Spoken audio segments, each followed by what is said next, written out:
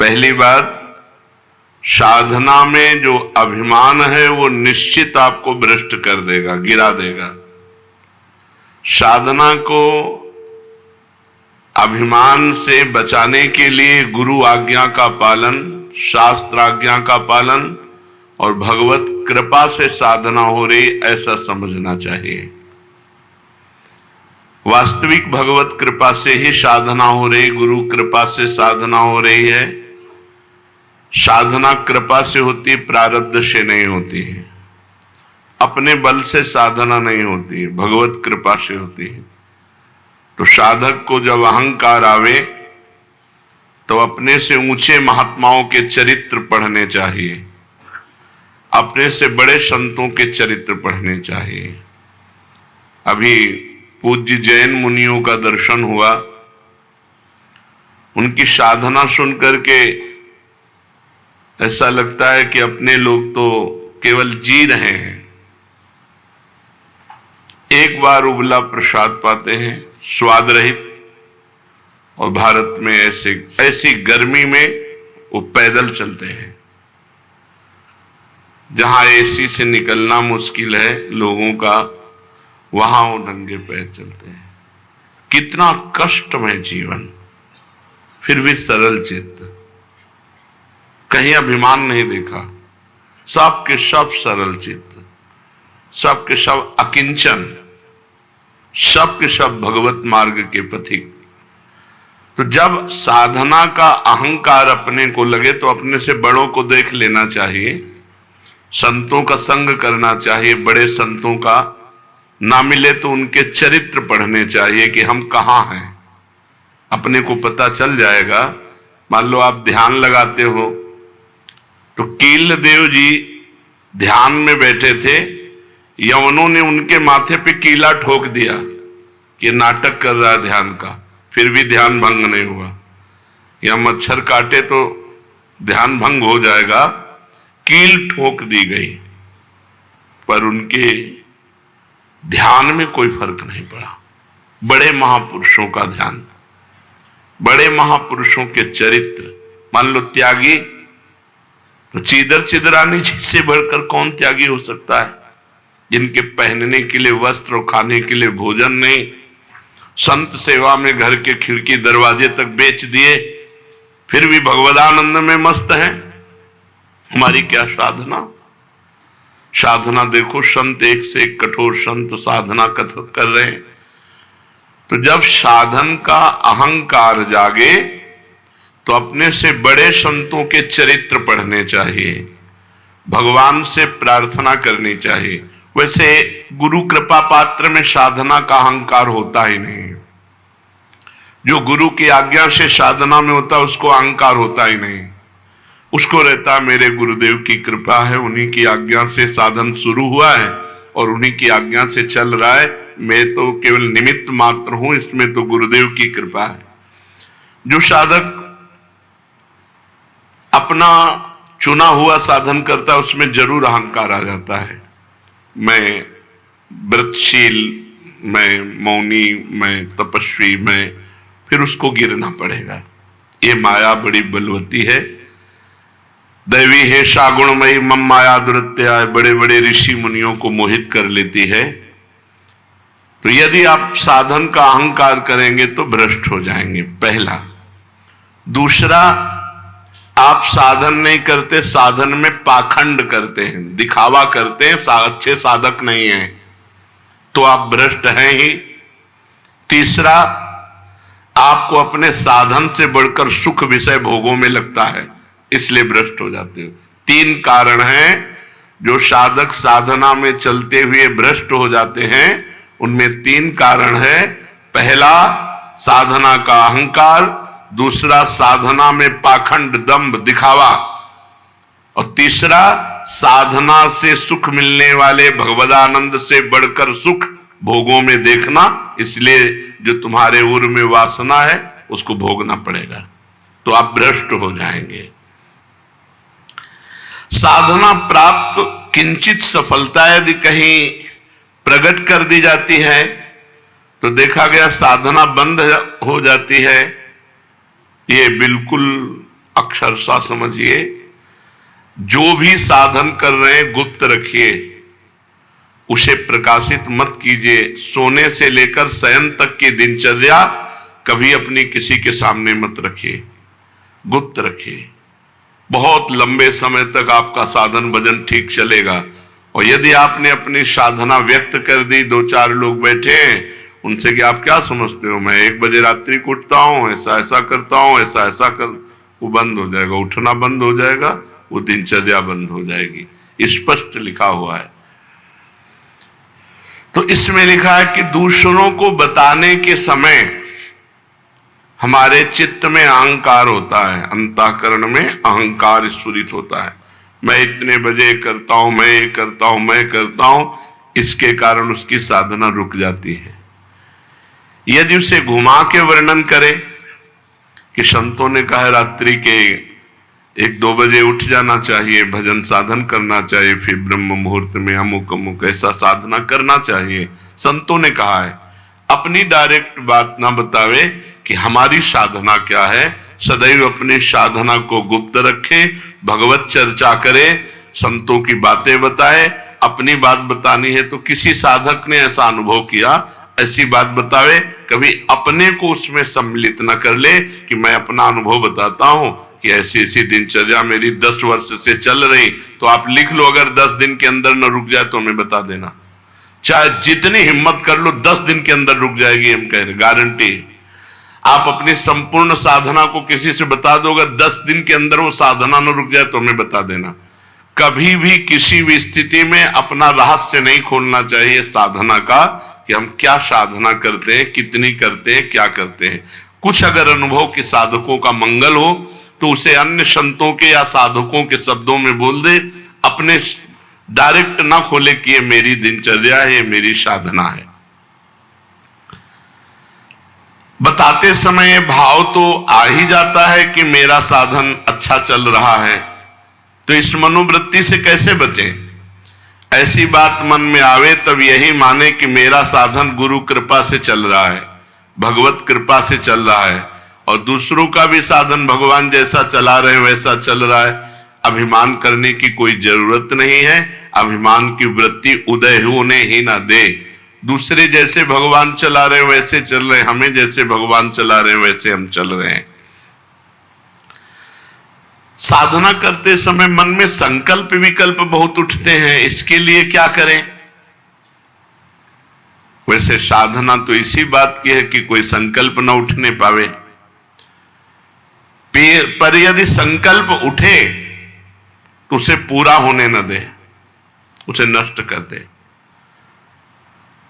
संकल्प उठे तो उसे पूरा ना होने दे, चाहे सत हो चाहे असत हो। नहीं, संकल्प बनना बंद नहीं होगा। और साधना है संकल्प रहित होने की। कोई संकल्प नहीं, ना अच्छा ना बुरा। बोले हम आज से संकल्प करते हैं, आज से क्या संकल्प करते हैं। हमारा तो जीवन भर का संकल्प है कि भगवान का नाम न छूटे, बस उसी में। अभी तक नहीं पूरा हो पाया संकल्प, तो और संकल्प बना के क्या करें। भगवान का साक्षात्कार करना है, अभी तक नहीं पूरा हो पाया, तो और संकल्प बना के क्या करें। ये जो छोटे छोटे संकल्प उठते हैं, ये करना है, ये देखना है, ये सुनना है, ये भोगना है, इनको नष्ट कर दे। कैसे नष्ट होते हैं। नाम जप करते हुए इनकी उपेक्षा कर दे तो अपने आप ही नष्ट हो जाते हैं। नाम जप बंद ना हो और आप लगाव ना रखें जो अंदर मन संकल्प विकल्प दे रहा है, तो वो नष्ट हो जाएंगे। अगर परमार्थिक शुभ संकल्प कोई हो तो उसे आदर दे दो, नहीं तो परमार्थिक व्यवहारिक दोनों खत्म। बिना संकल्प के चलने दो। संकल्प रहित साधना ही भगवान की प्राप्ति का है। कोई संकल्प नहीं, कोई संकल्प विकल्प नहीं। इतना जपना ये भी संकल्प नहीं, निरंतर जपना है ये संकल्प। हमारे जीवन का लक्ष्य है एक भी श्वास खाली ना जाए, एक भी मिनट व्यर्थ ना जाए। पूछत रीति भभूकत धावत, श्री सेवक जी महाराज लिखे। नहीं, कैसे बदले। भजन का तीव्र अभ्यास। भजन से जब हृदय शीतल हो जाता है तो कोई गाली भी देता है तो उत्तर देने का मन नहीं होता। कोई गुस्सा भी दिलाता है तो इतनी शीतलता है कि गुस्सा ही नहीं आती। भजन का तीव्र अभ्यास और भगवान से कृपा याचना करना कि हमारा स्वभाव बदल दो। सेवक जी कह रहे, या जो पर्यो मोहि सहज स्वभाव, से हरिवंश नाम रस चाओ, नाव सुदृढ़ भव तरन को। ये सुदृढ़ नौका है नाम, भवसागर से तरने के लिए सुदृढ़ नौका नाम है। और मेरा स्वभाव पड़ गया है निरंतर हरिवंश नाम का रटने का। यह जो पर्यो मोहि सहज स्वभाव, श्रुतौ राधिका कीर्तिरंता स्वभावे, हमारी श्रवणेन्द्री का स्वभाव बन गया ऐसी किशोरी जी की चर्चा सुनना। जबान का स्वभाव बन गया है राधा राधा रटना। हमारा स्वभाव तभी बदलेगा जब हम तीव्रता पूर्वक भजन में लगेंगे। एक महीने में एक बार गुस्सा होने पर एक महीने के भजन का फल ढक जाता है। 12 बार गुस्सा हो गए तो साल भर में तुम्हारे पास रह क्या गया। अच्छे से गुस्सा हो जाने पर एक महीने का भजन का फल ढक जाता है। ये संत जन बावरे थोड़ी कि मारो तो भी गुस्सा नहीं होते, शांत रहते हैं। तो बोले जो मारने वाला है फिर अगर उसको प्रतिकूलता नहीं दी जाएगी तो और बढ़ जाएगा। नहीं, उमा क्षमा साप होते भारी, अपने कर्म जाए अपकारी। जो तुम्हारा अपकार कर रहा है उसे क्षमा कर दो, तुम्हारी क्षमा उसके लिए सांप से भी बढ़कर जाकर दंड देने वाली बन जाएगी। तुम्हारा भजन तो बढ़िया बच गया और उसको दंड सांप से भी अधिक मिल जाएगा। उमा क्षमा साप होते भारी, अपने कर्म जाए अपकारी। छोड़ो उसको, शांत रहो। कोई बात करे तो बहुत नम्र और मृदु बात करो और सावधानी पूर्वक जीवन व्यतीत करो। ऐसे किसी स्त्री पुरुष से बात ही न करो जिससे कोई संबंध नहीं है। व्यर्थ में नेत्रों को बहुत संभाल के, वाणी को बहुत संभाल के रास्ते चलते, श्री हरिवंश, जिधर वो श्री हरिवंश आया उधर से मुंह फेरो और फिर बोलो श्री हरिवंश और चल दो। साधु का स्वभाव ऐसा नहीं होता। ऐसे करोगे फंस जाओगे, ऐसे करोगे फंस जाओगे। बिल्कुल नहीं फंसना। कोई श्री हरिवंश नाम के सहारे, राधा नाम के सहारे आपसे नेत्र मिलाना चाहता है, आपसे बातचीत करना चाहता है, बिल्कुल नहीं है श्री। और अगर स्त्री शरीर में है तो बोलना ही नहीं है। कोई पुरुष आपसे कह रहा है भाई जी श्री हरिवंश, बोलना ही नहीं। वो भले माने कि गुस्सा है क्या, पागल है क्या, सुनाई नहीं देता क्या, यही माने तो अच्छा है। ज्यादा अपने को प्रवीण संत न समझ ले, नहीं तो फंसने में देर नहीं लगती। माया फौरन फंसा लेती है, चित्त वृत्ति आकर्षित हो जाती है। इसलिए अपना स्वभाव बदले। भजन का फल है स्वभाव का बदलना। पूरी चेष्टा करता हूं साधना में, परिस्थिति में सुधार संतोषजनक नहीं आ रही, बड़ी निराशा छा रही है। जो साधक भगवान की कृपा का आश्रय लेकर साधना करता है, साधना में संलग्न है, प्रमाद नहीं करता, और ये स्थिति है कि संतोष नहीं हो रहा है, बढ़िया बात है। भगवान की कृपा का भरोसा करके साधना में कोई कमी नहीं पर संतोष नहीं हो रहा, ये बढ़िया बात है। संतोष होना बहुत हानिकारक है साधना में। साधना में असंतोष बढ़िया है। कभी संतोष नहीं, और भजन और भजन और साधन। संतोष हो गया तो मन कहेगा नियम तो पूरा ही हो गया, थोड़ी देर मनोरंजन कर लेते हैं। संतोष नहीं होना चाहिए, पर भगवान की कृपा का आश्रय और सच्चाई से साधना में लगन पूर्वक लगना। अमर पद की प्राप्ति का उपाय क्या है? उस मायातीत, कालातीत, अकाल पुरुष की प्राप्ति का उपाय क्या है? चिंतन। अनन्य चिंतयन्तो माम।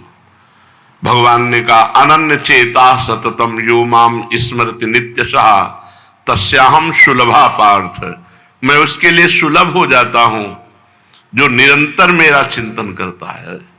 नाम का चिंतन, रूप का चिंतन, गुण का चिंतन, बस चिंतन चलना चाहिए। चिंतन, भगवत चिंतन से अमर पद की प्राप्ति होती है।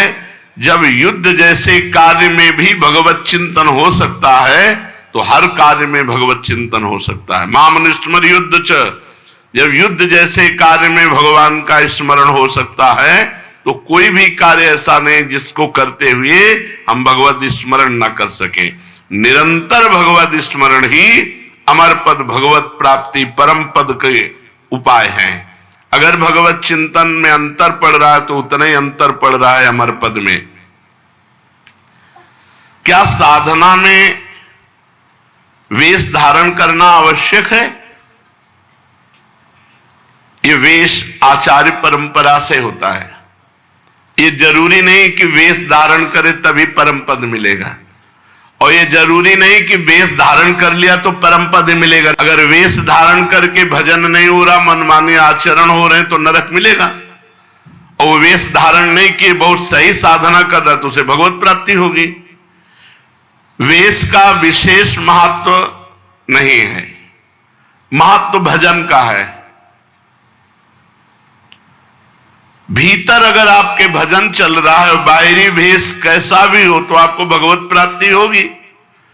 बाहरी वेश साधु का, भीतर संसार का चिंतन, मान प्रतिष्ठा, रुपया पैसा, तो फिर भगवत प्राप्ति नहीं, नरक की प्राप्ति होगी। वेश आचार्य परंपरा से है। अगर वेश है और उद्देश्य है तो सोने पे सुगंध है, फिर क्या कहना है।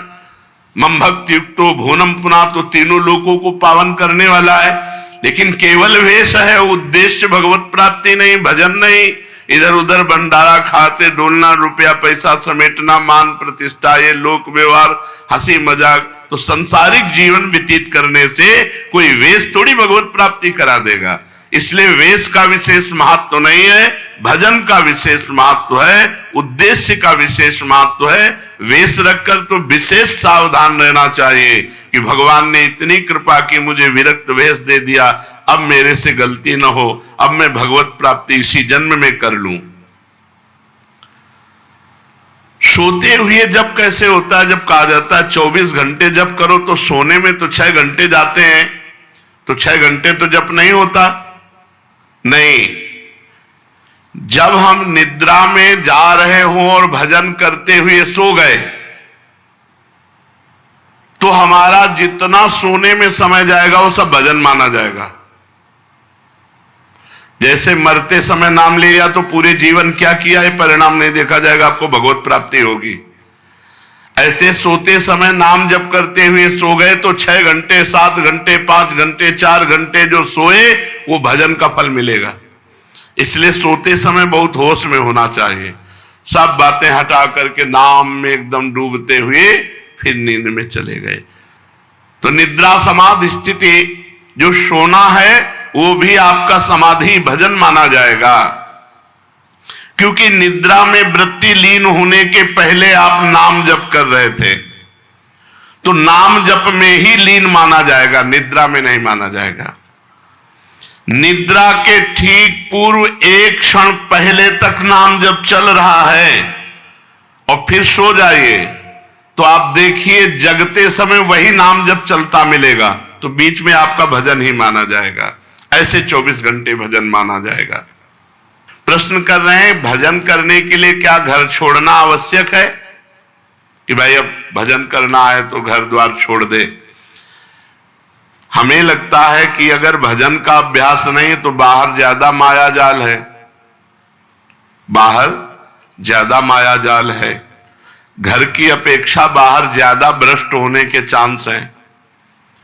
अब कहीं तो कमरा लोगे, कहीं व्यवस्था, तो रुपया कैसे मिले, तो धनी पुरुषों का संग करो, फिर बेविचार और नाना प्रकार की गलतियां और नाना प्रकार के दोष हो जाते हैं।